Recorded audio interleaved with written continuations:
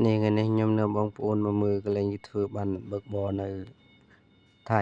នៅជិតកន្លែងខ្ញុំធ្វើការនេះលើគម្រោងចូល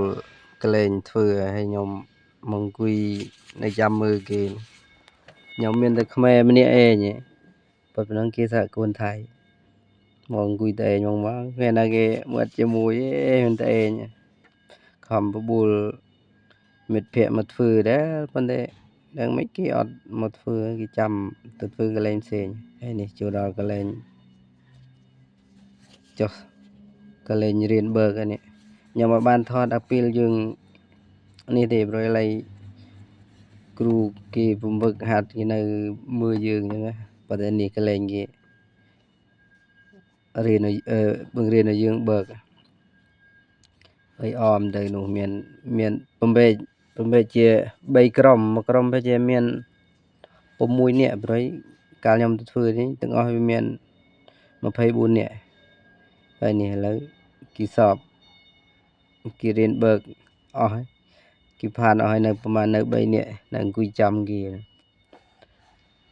អ្នកខ្លះក៏បើកទៅក៏ផ្លេចបើកភ្លើងសប់ទៅគឺអោយ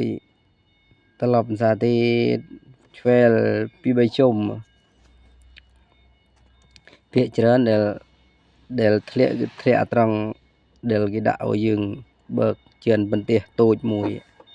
ប្រហែលជា2ទឹកកន្លះហើយឡើងបើកលឿនឯងហើយប្រើរយៈពេលប្រហែលជា10វិនាទីណាឲ្យផុតពីកន្លែងនេះបើខ្ញុំធ្លាក់តាំងពីមុនគេចូលទៅបើកនេះគេឲ្យយើងរៀនបើកម៉ូតូឲ្យឡើងអានេះវាមានប្រហែលវាឲ្យយើងដឹងស្គាល់ថា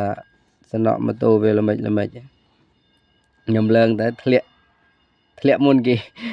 ធ្លាក់តាំងពីមុនដំបូងនេះតែសំណាងគេមិនគេអត់ទិនយកជាការពិតគេឲ្យយើងរៀនឲ្យ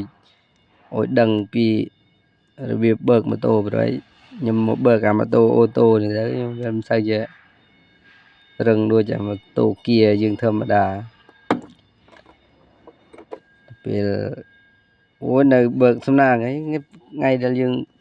ញុំទៅរៀនលេងវាសតុំវាអត់ក្តៅតែក្តៅវិញមួយរើបានផុតនេះត្រង់កន្លែងចេះមួយជិះម៉ូតូមកឈប់ចេះនេះអត់ผ่านឡើងអត់ជាប់ឡើងប្រហែលដងវាឡើងប្រហែលត្រឡប់ឲ្យកន្លែងនេះតែពេលនេះគេឲ្យមកគេថាចាំស្អែកមកពេញទៀតចេះនេះមកក្រោយគេហើយនោះនៅប្រហែលនៅ3នាក់